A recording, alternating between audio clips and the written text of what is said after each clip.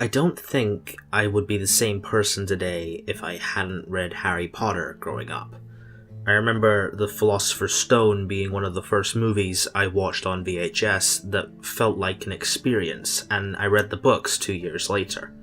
It was around then that The Prisoner of Azkaban was released in theaters.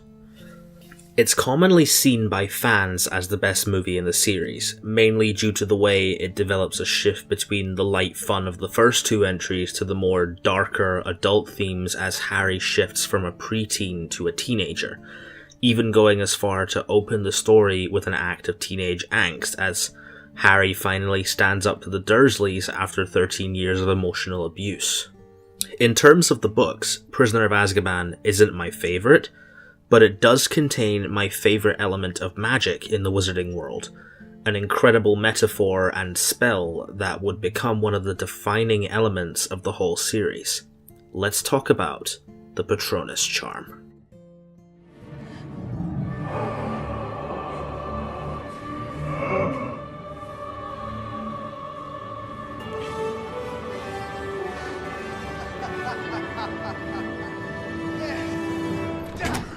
Remus Lupin, the new Defense Against the Dark arts teacher, describes a Patronus as a kind of anti-Dementor, a guardian which acts as a shield between you and the Dementor. It's also kind of a positive force, a projection of the very things that the Dementor feeds upon: hope, happiness, the desire to survive. But it cannot feel despair as real humans can, so the Dementors can't hurt it. J.K. Rowling describes Dementors as among the foulest creatures that walk this earth. They infest the darkest, filthiest places. They glory in decay and despair.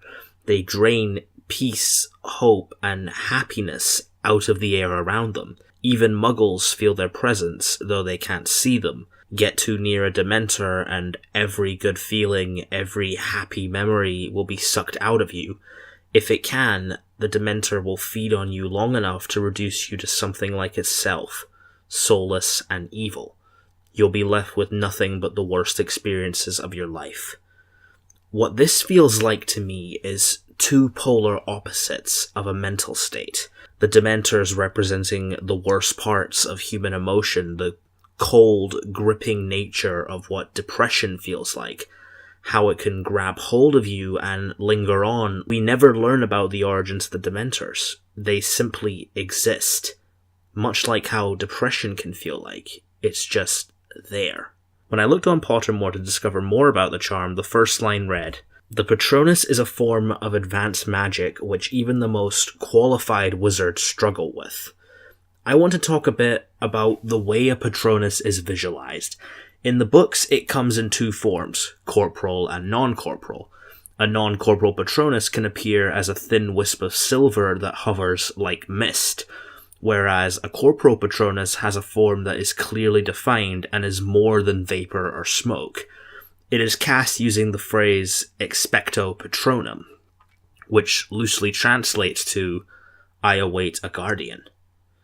In the movies, the Patronus is depicted by Alfonso Cuarón as a blast of light that pulsates like a force field, and the corporal Patronuses seem like fully fleshed out animals, usually representing a form of happiness. The most interesting part about this is that in order for a Patronus to work, you have to summon the happiest memory you can think of, allow it to fill you up, and then cast the spell.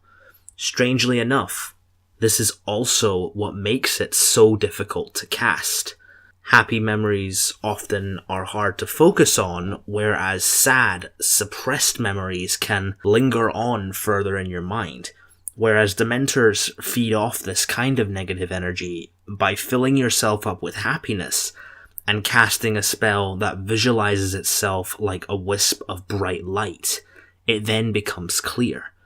The Patronus is such a fascinating piece of magic because it represents a real-life struggle. The battle between sadness and happiness. It doesn't completely change one way or the other, but it reminds us that even in the darkest moments, we can still find happiness, even if it's buried somewhere within our subconscious.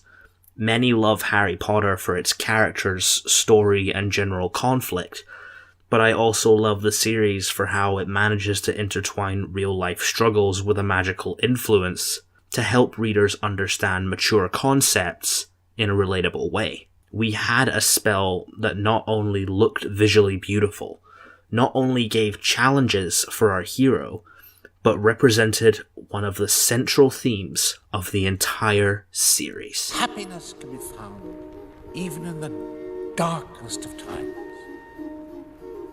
if one only remembers to turn on the light.